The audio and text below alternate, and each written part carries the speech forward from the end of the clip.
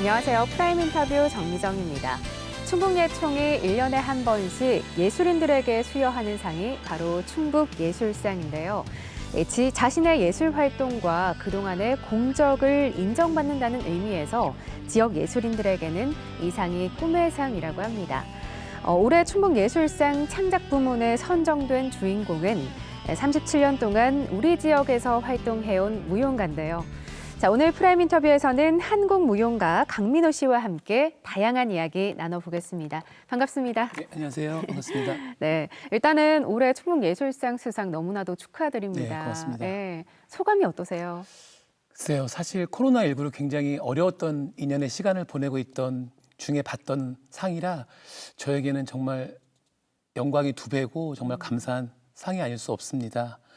지역에서 남자 무용수로 사실 37년간을 묵묵히 꾸준히 예술의 길을 가고 있던 중에 또 이렇게 귀하고 값진 상을 제가 받을 수 있어서 더더욱 감사하게 생각하는 시간이었습니다.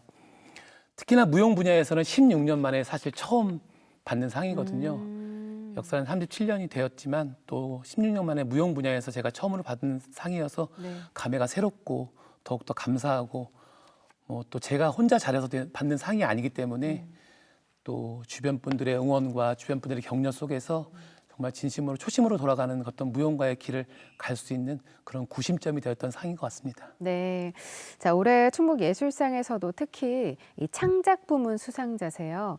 어떤 공로를 인정받아서 이 상을 수여받았다고 생각하시나요? 네, 글쎄요, 제 입으로 어떤 공로를 인정받았다고 말하기가 좀 그렇긴 하지만요. 네.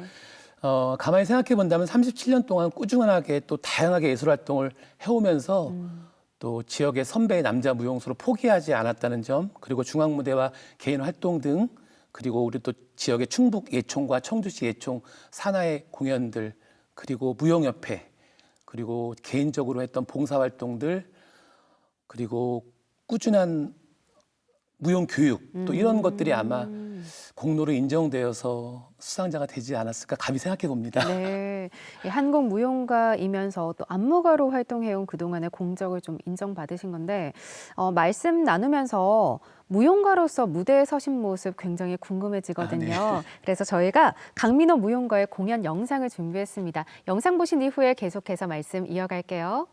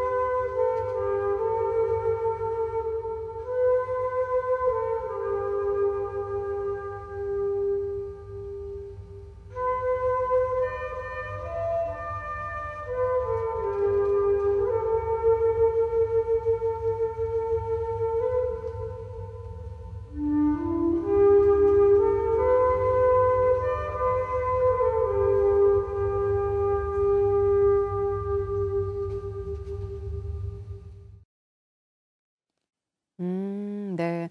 이 짧지만 굉장히 강렬한 느낌의 영상이 아니었나 싶은데 앞서 본 무용은 좀 어떤 내용이었을까요? 네, 이 작품은 사실 좀 시간은 오래된 작품이지만 저에게 굉장히 의미가 있는 작품이거든요. 그 지역에서 한 공연이 아니고 서울중앙무대 춤 전용극장 M극장에서 페스티벌을 진행했었어요. 네네. 그래서 페스티벌을 진행해 제가 페스티벌에 선정이 되어서 그때 초연으로 처용살이라는 작품을 하게 되었어요. 근데 그 작품이 2013년에 M극장 베스트 작품상으로 선정이 되었어요. 그래서 2014년 이듬해에 강민호의 춤 30주년이 또 되던 해 마침 또 그 공교롭게도 그렇게 맞물려서 제가 제 개인 공연을 서울 M극장에서 하게 되었어요. 그때 제가 처용살 2와 지금 보신 작품 길마중 그리고 꿈의 조각을 모으다 이렇게 세 작품을 옴니버스 형태로 공연을 하게 되었거든요. 저 작품은 사실 제 춤 인생 30주년에 저에게 주는 위로와 송환의 춤이었어요. 관객들에게 무엇을 전달해 주기보다는 제가 30년을 그렇게 달려왔기 때문에 앞으로 남아있는 시간에 저한테 주는 위로의 춤, 송환의 춤이었어요. 그래서 정말 연습실이 없어서 사실 단원들하고 굉장히 고생도 많이 하고 힘들게 만든 작품이라 굉장히 기억에 지금 영상을 보니까 또 기억에 새록새록 떠오르네요. 네. 그래서 아마 저 작품으로 제가 또 영광스럽게도 서울에서 1년에 한 번씩 춤 비평가협회에서 1년에 전국에서 수없이 많은 작품들이 올라가거든요. 그중에 또 베스트 작품상으로 선정이 되어서 또 수상의 영광을 아는 그런 작품이기도 합니다. 네. 강민호 무용가께서 춤과 함께 해온 세월이 37년이라고 저희가 앞서 소개를 해드렸는데 이제부터 차근차근 이 강민호 무용가의 삶 이야기를 좀 풀어보겠습니다. 언제 어떻게 해서 무용을 좀 시작하게 되셨는지 또 그 이후의 과정도 궁금한데요. 저는 삼형제 중 막내이다 보니까 그 어머니 시장을 가시는 길에 항상 제가 어머니를 시장 바구니를 들어주러 따라다녔던 그런 길에 우연히 들려오는 국악 소리에 저도 모르게 몸이 이끌리더라고요. 그래서 사실은 그 당시에 남자가 무용을 한다는 것 자체에 사람들의 인식이나 선입견이 굉장히 좀 보수적일 때였거든요. 그래서 말없이 그냥 그 학원을 몰래 훔쳐보기를 한 수개월을 했어요. 근데 제 마음속에서도 그 욕망과 열정이 멈추질 않더라고요. 그래서 가정 형편이 좋지 못하다 보니까 사실 무용 학원비를 낼 수 있는 입장은 아니었어요. 그래서 굉장히 많은 고민을 하고 있던 차에 제가 다니던 교회 목사님께 제가 한번 찾아가서 제 진로와 고민에 대해서 말씀을 드렸어요. 그랬더니 그 목사님께서 너무 감사하게 교회 장로님을 소개시켜 주시면서 그 장로님이 제 꿈을 지원해 준다고 하시면서 수개월치의 학원 등록비를 대주셨어요. 그래서 사실은 좀 어렵게 무용을 시작했던 거죠. 그러면서 이제 무용에 본격적으로 들어서면서 부모님은 사실 그렇게 탐탁지 않게 생각하셨어요. 왜냐하면 그 당시만 해도 남자가 무용을 한다는 거에 대한 게 보편적인 사회적으로 인식이 돼 있을 때가 아니다 보니까 하다 말겠지, 저러다 말겠지 이렇게 생각하셨는데 제가 너무 행복해하고 즐거워하고 또 학교 생활, 또 학원 생활도 너무 잘하는 걸 보시고 나중에는 적극적으로 지원해 주시게 되셨죠. 네. 앞서서 살짝 이제 말씀을 해주셨는데 부모님께서 별로 탐탁지 않게 생각을 하셨다라고 말씀해 주셨잖아요. 근데 어떻게 해서 이렇게 지지로 바뀌셨는지. 아버님은 아무래도 시골 분이시다 보고 네. 굉장히 또 보수적인 사고방식을 갖고 계시다 보니까 남자는 남자가 하는 일을 해야지 남자가 무슨 무용을 하느냐, 무용은 여자가 하는 거다라는 어떤 선입견이 굉장히 강하셨어요. 그에 비해 저희 어머니께서는 굉장히 좀 생각과 사고가 앞서가신 분이셨던 것 같아요. 그래요? 네, 그래서 어머니는 어린 시절에 그 극단 생활도 하셨다고 하시더라고요. 그래서 어머님이 그 이루지 못한 꿈을 마음속에 항상 갖고 계셨는지 뭐 노래, 춤 뭐 이런 거에 다 재능이 많으셨어요. 예술도 조예가 깊으셨고요. 네. 그래서 처음에는 반대를 하시다가 제가 또 열심히 하고 하는 모습을 보니까 어려운 가운데도 어머님이 제 꿈을 인정해 주시고 어머. 지금까지도 끝까지 지원해 주고 계십니다.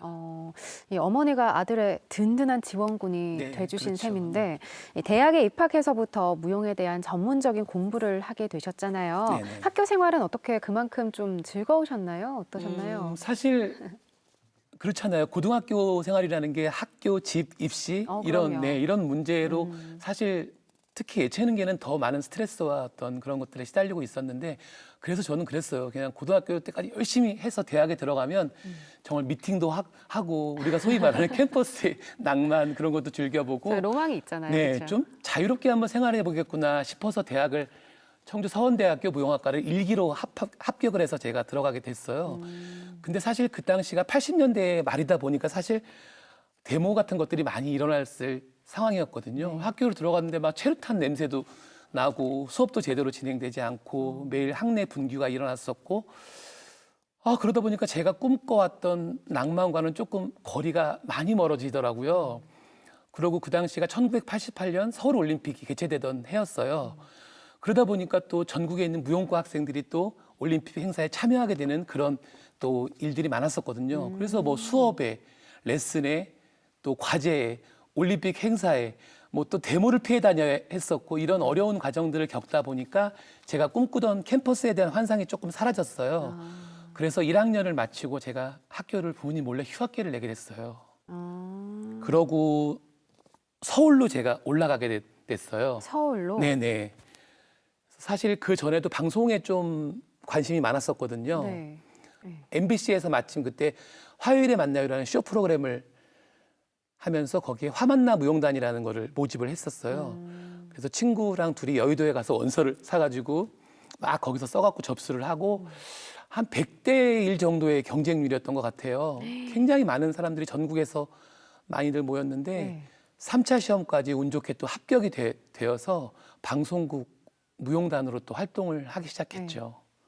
그래서 저한테는 참 새로운 경험이었고 참 좋은 공부였다고 저는 생각을 하거든요. 그러면서 KBS, MBC를 넘나들며 8, 90년대 우리나라 10대 쇼 프로를 다 했었죠.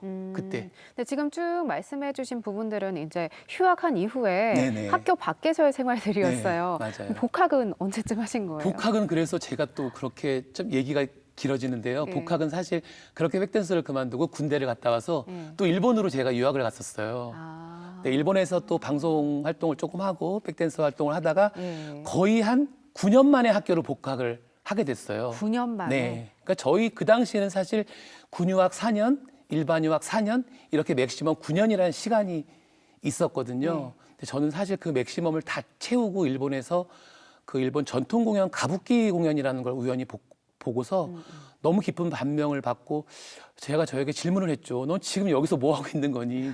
네가 정말 원하는 꿈이 뭐였니라는 거를 제 자신에게 질문을 하면서 그때 정말 큰 돌로 머리를 한 대 맞은 것 같은 충격이 들더라고요. 그래서 일본 생활도 다 접고 거의 9년 만에 학교로 복학을 하게 되었어요. 그렇게 방황의 시간을 거쳐서 학교를 마치고 졸업 후에 이제 청주 시립무용단원으로 본격적인 네네네. 활동을 시작하신 것으로 저희가 네. 알고 있습니다. 이 강민호 무용가에게 청주 시립무용단은 어떤 곳인가요? 네, 95년 창단 멤버로 입단해서 2016년 10월까지 거의 한 22년 동안 시립무용단에서 활동을 해왔어요. 그래서 시립무용단은 저에게 좀 의미가 특별하고 아주 각별한 곳이라고 생각됩니다. 지금 생각해보면 시립무용단은 저의 춤의 텃밭이었고 네. 춤의 서당 같은 곳이었다라고 말씀드리고 싶어요. 텃밭과 서당. 네. 어려웠던 95년 창단 시절을 거쳐서 22년 저의 청춘의 시간과 열정은 어떤 것과도 바꿀 수 없는 귀한 시간들이었죠. 그런 소중한 추억이고 또 저를 단련하고 경험하게 하고 인내하게 하고 또 참아내주게 했던 그런 곳이었기 때문에 아마 저에겐 서당 같은 곳이라고 말할 수 있어요. 그러니까 시립무용단은 사실 1년에 한 번씩 오디션이라는 걸 거치거든요. 그런 오디션을 통해서 재선발되고 재취업되고 이런 과정을 저는 22번의 오디션을 봤던 것 같아요. 네. 이제 그러다 보니까 제가 20대 때 입단해서 40대를 거쳐 50대까지 가면서 사실 많은 매너리즘에도 빠지고 많은 좌절도 있었고 어려움도 사실 많았었거든요. 또 조직이라는 게 또 사실은 발전해 나가면서 또 시행착오와 많은 격변을 또 겪으면서 조직이 성장하고 크는 것 같더라고요. 그러다 보니까 저는 이제 후배들에게 또 뒤지지 않기 위해서 저의 자리를 지키기 위해서 후배들보다 더 열심히 노력하고 또 모범적으로 행동하고 또 더 많이 저를 단련하고 훈련시키고 이런 과정들을 참 인고의 시간을 견뎠죠. 사실 앞서서도 살짝 말씀을 해주셨는데 뭐 어떤 조직이나 처음 생겨서 안정을 찾기까지는 시간도 걸리고 또 많은 사람들의 노력과 인내도 필요하잖아요. 시립무용단 창단 때부터 20년 동안 함께 하시면서 힘든 일 참 많으셨을 것 같은데 좀 어떠셨어요? 그렇죠. 정말 제가 95년에 입단했을 때 단원이 고작 6명밖에 없었거든요. 6, 7명으로 시작했고 그 당시 월급도 한 60만 원 정도였던 것 같아요. 근데 사실은 한 달 생활하기 굉장히 빠듯한 월급이었죠. 뭐 월급이라고 할 수도 없는 그런 적은 보수를 받고 하면서 시에서 지원해 주는 것도 너무 이제 처음이다 보니까 너무 없었고 너무 부족했다 보니까 저희가 막 버선을 직접 빨아서 꿰매서 신었던 기억도 있고요. 또 무용할 때 신는 슈즈라는 거 아시죠? 네. 네, 그 슈즈도 또 달면 본드로 붙여서 저희가 바느질을 해서 그렇게 아끼고 정말 소중하게 생각하면서 무용을 했던 시기를 거쳤어요. 근데 지금 사실 후배들을 보고 있으면 너무 행복하고 굉장히 정말 복지나 뭐 급여나 환경이나 모든 것들이 좋아진 곳에서 너무도 또 열심히 하고 있는 후배들을 보면 대견스럽고 또 기특하기도 하더라고요. 또 그런 선배들의 노력이 있었기 때문에 지금의 또 시립무용단이 조직적으로나 또 무용단의 퀄리티나 모든 것들이 발전되고 또 한층 더 나아가서 성숙된 단체가 되지 않았나 생각합니다. 네, 이렇게 아낌없이 애정을 쏟은 시립무용단이 오늘날 무용가 강민호의 춤을 더욱 깊이 있게 만들어준 곳이 아니었나 이런 생각이 좀 듭니다. 자, 프라임 인터뷰 오늘은 올해 충북예술상 수상자 강민호 무용가와 함께하고 있는데요. 계속해서 다양한 이야기 나눠보겠습니다.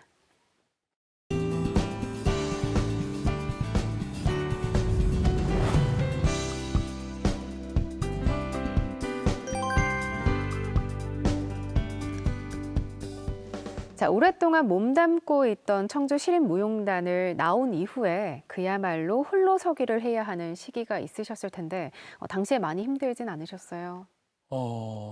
제가 아무에게도 말하지 않았는데 사실 좀 힘들었거든요. 그러니까 사실 그만두면 너무 행복할 줄 알았거든요. 네. 근데 당장 몇 주는 아무것도 안 하고 그냥 여행만 다녔어요. 그동안 못 해봤던 것들도 해보고 그냥 앞만 보고 달려온 22년의 시간들을 제 스스로 보상받듯이 그냥 마음껏 즐기면서 그렇게 시간을 보냈는데 어느 날 문득 공허감이 밀려오기 시작하더라고요.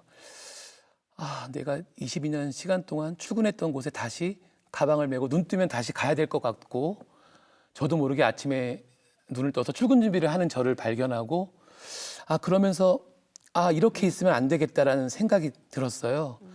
그래서 제가 더 집중할 수 있는 부분을 생각하고 찾다가 전통무용 쪽에 좀 집중을 해보자라는 생각을 했어요. 그래서 계속 해오던 공부였지만 더 집중하고 정진해보자라는 목표를 갖고 청주에서 서울 그리고 또 청주에서 대전을 오가면서 국가무용문화재 39호 처형무와 대전광역시 무용문화재 제12호 승무에 몰입을 했어요. 그러고 나니 저를 괴롭혔던 공허감들을 조금씩은 잊게 되더라고요. 바로 그런 문제점들이 저 안에 있었고 바로 답은 춤이었던 거예요. 네, 그래서 사실은 승무는 3년 만인 2016년에 네. 처형무는 8년 만인 2017년에 이 두 국가문화재를 이수해서 이수자에 합격을 해서 이수자가 되었죠. 참 험난한 시간들이었어요. 저와의 긴 싸움이었죠. 사실은 8년간 처형무는 중간에 포기하고 싶었던 시간도 굉장히 많았어요. 네. 왜냐하면 처형무라는 걸 보셨는지 모르겠지만 이렇게 큰 무게가 굉장히 많이 나가는 탈을 쓰고 복식을 다 입고 사실 20여 분간에서 그 탈 안에서 자기와의 싸움으로 춤을 춰야 되는 그런 공력을 요하는 춤이거든요. 그러면 정말 20분 동안 완판을 추고 나면 머리부터 발끝까지 온몸이 다 땀으로 흠뻑 젖는 그런 아주 고도의 집중력을 요하는 그런 춤입니다. 또 그 춤은 올해 우리 유네스코에 상정되기도 했던 네. 춤이죠. 승무 또한 마찬가지고요. 승무도 또 조지훈님의 승무가 있지만 곡갈과 가사, 장삼을 들고 20여 분간 붓가락까지 정말 휘몰아치는 그런 어떤 우리나라 전통의 대모라고 할 수 있는 그런 춤이거든요. 그래서 그 춤을 거의 한 11년간 연말을 해오면서 제가 종지부를 찍고 이제 마침 이수자가 되어서 또 사람들에게 우리 춤을 전파하고 알리고 있는 그런 역할을 하면서 사실 홀로서기를 극복을 하게 되었죠. 자, 그동안 정말 많은 무대에서 공연을 펼치셨을 텐데 특별히 기억에 남는 공연이 있다면 어떤 무대를 꼽으세요? 좀 오래된 작품인데요. 제가 시립무용단 시절에 만들었던 작품이에요. 그렇게 꽃을 보았을 때라는 작품이 있어요. 2003년도에 충청무용제전에서 대전 예술의 전당 앙상블 홀에서 초연되었던 작품입니다. 그때도 아마 그 작품으로 우수 안무가상을 수상했던 작품이기도 한데요. 이 작품은 청주 시립무용단 시절 제 스스로 춤에 대한 많은 고민을 했던 시기였었거든요. 익숙해짐과 당연한 것들에 대한 매너리즘 그런 것들에 대해서 고민을 참 많이 했던 것 같아요. 그래서 변화가 필요했고 좀 어떻게 하면 좋은 아이디어가 나올까라는 생각을 하다가 제가 청주시 탑동에 살고 있었거든요. 그때 네. 당시에 탑동에서 예술의 전당까지 자전거를 한번 타고 출근을 해보자라는 좀 발상을 했어요. 그래서 한 6, 7개월 가량 정도를 자전거를 타고 출퇴근을 하다 보니까 제가 운전을 하고 다닐 때 보지 못했던 새로운 것들을 너무도 많이 발견하게 되는 거예요. 탑동에서 예술의 전당까지 가기 위해서는 무심천을 거쳐서 이렇게 저는 하상도로로 출근을 했었거든요. 근데 무심천을 지나올 때 제가 차 안에서 볼 수 없었던 꽃이 피는 장면, 꽃이 날리는 장면, 꽃망울이 터지는 장면, 물고기가 튀는 장면, 비 오는 장면, 이런 것들을 제 눈으로 직접 확인하면서 그 속에서 새로운 영감들을 많이 얻었던 것 같아요. 그래서 그때 꽃이 피어나는 과정이 마치 우리 인간들의 삶과 비슷하지 않을까라는 생각을 갖게 되었어요. 그래서 그때 만들어진 작품이 그렇게 꽃을 보았을 때거든요. 그러니까 어떤 사물이나 꽃을 내가 어떤 시각으로 바라보느냐에 따라서 다양한 감정들이 만들어지는 것 같더라고요. 그렇죠. 그래서 인간들의 그런 다양한 감정들, 그리고 제가 느꼈던 감정들을 작품으로 승화해서 만든 작품이 그렇게 꽃을 보았을 때입니다. 네. 자, 현재 예술 강사로도 활발하게 활동을 하고 있으신 걸로 알고 있습니다. 주로 어떤 사람들을 대상으로 강의를 좀 하시나요? 네, 예술 강사는 저에겐 또 무용 말고 또 다른 춤의 연장선이고 또 교육을 통해서 아이들을 만날 수 있는 소중한 시간이 되었거든요. 춤 전공자들을 가르치는 일도 중요하지만 춤을 전공하지 않는 일반 학생들에게 춤의 대중화, 춤이 어렵지 않다는 것을 알려주기 위해서 사실 일반 학교를 처음 예술 강사에 합격을 해서 일반 학교를 1년 정도 나갔었어요. 근데 일반 학교 1년 정도를 나가다 보니까 제가 생각했던 그런 어떤 상상 속의 수업과는 좀 거리가 멀더라고요. 아이들도 사실 좀 재미없어하고 귀찮아하고 무용을 왜 해야 돼요? 한국 무용은 재미없어요. 음악이 지루해요. 이런 답변들이 많이 돌아오게 되다 보니까 거기서 또 약간 제가 또 좀 멘붕이 왔죠. 그래서 이것도 어떻게 잘 하면 극복을 할 수 있겠다라는 생각이 들어서 저희 또 집안에 저가 또 장애인 가족이거든요. 그러다 보니까 장애 아들에게 수업을 한번 해보면 어떨까라는 생각이 들어서 장애가 있는 학교는 또 예술 강사들이 많이 지원을 안 하더라고요. 그래서 항상 뒤에 밀려있고 남아있던 시간들을 제가 가서 캐치해서 5년 정도를 장애 학교만을 집중 공략을 했어요. 네네. 또 장애 가족이다 보니까 또 저희 부모님이나 형에게 도움이 될 수도 있고 내가 장애를 이해할 수 있는 폭이 넓어질 것 같다는 생각이 들어서 장애 아들을 만나면서 내가 왜 예술 강사를 해야 되는지에 대한 참 의미를 그때 깨닫게 되었죠. 이렇게 장애 학생들을 가르치면서 많은 것을 또 배우고 있다고 조금 전에 말씀하신 것 같은데 이 강민호 무용가의 삶에 가장 큰 스승이라면 어떤 분을 좀 꼽을 수 있을까요? 글쎄요.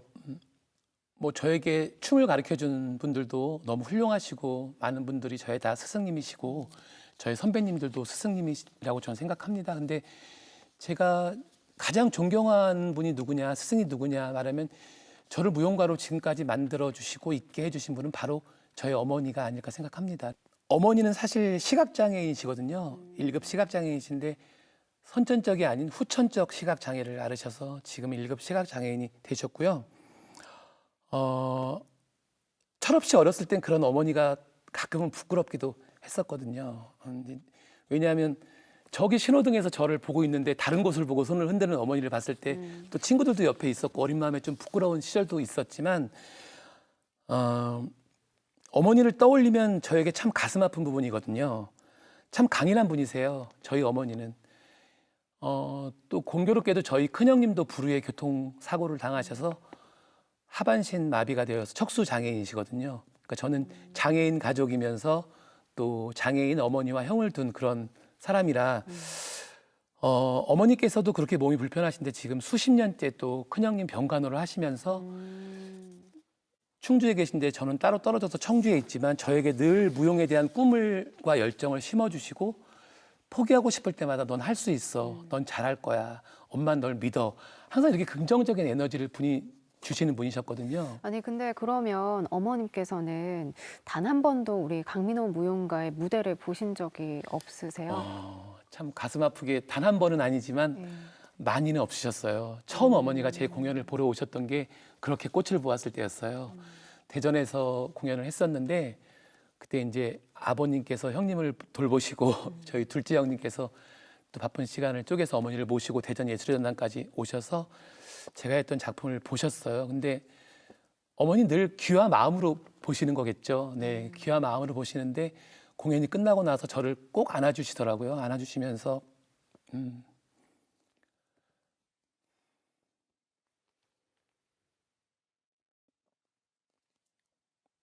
죄송합니다. 네, 어머님께서는 그렇게 이제 아들의 무대를 마음으로 많이 느껴보시지 않았을까. 예, 저도 네, 살짝 그래요. 그렇게 그래서 네, 생각을 저를 해봅니다. 안아주시면서 참 잘했다. 음, 네가 어떻게 움직였을지 엄마는 마음으로 다 안다. 이렇게 네, 말해주시더라고요. 알겠습니다. 자, 강민호 무용가처럼 이 무용가가 되고 싶어하는 청소년들에게 도움이 될 만한 이야기가 좀 있을 것 같아요. 예, 저희가 분위기 전환 네네네. 살짝 해보겠습니다. 저는 춤으로 생을 풀고 또 춤 속에서 꿈을 꾼다라는 좌우명을 가지고 살고 있거든요. 그래서 제가 지금 50 중반을 가고 있지만 저는 한 번도 제 꿈에 이렇게 흔들려 본 기억이 별로 없고 계속 저는 새로운 꿈을 꿔나가고 있거든요. 그래서 사실 요즘 청소년들을 만나면 사실 꿈이 무엇니 이렇게 물어보면 거의 꿈들이 다 비슷비슷하더라고요. 뭐 연예인 아니면 뭐 유튜버 아니면 백댄서 뭐 이렇게 말하는 친구들도 많은데 저는 좀 더 다양한 꿈들을 꾸기를 좀 바라는 마음이 있어요. 내가 진짜 하고 싶은 게 무엇이고 내가 어떤 걸 했을 때 가장 마음이 행복하고 즐거운지를 잘 생각하고 또 판단해서 그 꿈에 어렵지만 한 발 한 발 다가가고 도전하는 그런 마음이 아마 청소년들에게는 아마 꿈의 무대로 갈 수 있는 또 그런 길이 아닐까 생각해 봅니다. 네. 자, 그동안 쉼없이 한국 무용가로 또 안무가로 열심히 달려오셨는데요. 뭐 앞으로 도전해보고 싶은 주제나 이루고 싶은 목표가 있다면 어떤 게 있으실까요? 네, 도전. 제가 또 도전하는 걸 개인적으로 좋아합니다. 그래서 사실은 지금 무용을 하면서도 참 많은 부분에 새로운 것들에 도전을 해봤어요. 그래서 뭐 이렇게 손으로 만드는 라탄 자격증도 도전을 해봤고 또 그다음에 스포츠 마사지, 뭐 스포츠 테이핑, 자세 교정 이런 것도 자격증을 다 땄거든요. 그래서 전 도전하는 걸 굉장히 즐겨하고 재밌어 하는데요. 지금 사실 이제 새로운 도전이라기보다는 저는 예술가이다 보니까 앞으로 더 좋은 작품, 더 시민들에게 감동과 희망과 또 어떤 울림을 줄 수 있는 그런 작품을 만드는 게 저의 큰 도전 과제거든요. 그래서 사실 다음 달 5일 날 또 예술연당 소극장에서 저의 또 신작 곡 꽃은 피고 지다라는 위안부 할머니의 이야기를 소재로 한 작품을 지금 준비 중에 있고요. 네. 또 11월 말경에는 강민호의 37주년 개인 공연을 또 지금 소박하게 또 뇌평 위에서의 춤이라는 주제를 가지고 또 색다르고 이색적인 콜라보 공연으로 또 진행할 예정에 있습니다. 네, 알겠습니다. 자, 저희가 말씀 나누다 보니까 어느새 마무리할 시간인데요. 끝으로 못다한 말씀 있다면 해주시죠. 네. 저는 언제나 그 겸손하고 낮은 마음으로 저의 좌우명처럼 소박하게 춤으로 생을 풀고 춤 속에서 또 다른 꿈을 꾸는 무용가 또 예술가로 여러분들에게 감동과 위로와 희망의 메시지를 주는 사람으로 남고 싶습니다. 오늘 이 자리까지 저 혼자의 힘이 아니라는 걸 너무 잘 알고 있기 때문에 늘 부족한 저에게 격려와 애정을 주시는 충청북도 모든 예술인 선후배분들에게 진심으로 감사를 드리고 싶고요. 마지막으로 다시 한번 사랑하는 부모님과 사랑하는 형들에게 사랑한다고 말씀드리고 싶습니다. 네, 프라임 인터뷰 지금까지 올해 충북예술상 수상자 강민호 무용가와 함께했는데요. 오늘 말씀 고맙습니다. 한국 무용에 대한 열정으로 춤을 통해 꿈을 꾸고 춤을 통해 삶을 풀어가고 있는 강민호 무용가. 앞으로 더 다양한 창작 무용에 도전하고 또 지역 예술 발전을 위해 힘쓰고 싶다는데요. 그의 멋진 행보 저희가 응원하고 기대하겠습니다. 자, 프라임 인터뷰 오늘은 여기까지입니다. 시청해주신 여러분 고맙습니다.